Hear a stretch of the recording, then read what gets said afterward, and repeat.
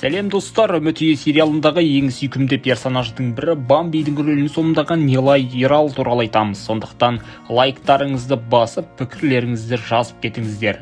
Ол 2012 жылы 30 қарашада Стамбул қаласында өмірге келген. Ең алғаш рет ол жарнамалық роликтерге түскен, ал дебюттік рөлі осы Үміт үйі телехикаясынан басталады. Нилай Ерал екі ағайынды, үлкен ағасы бар.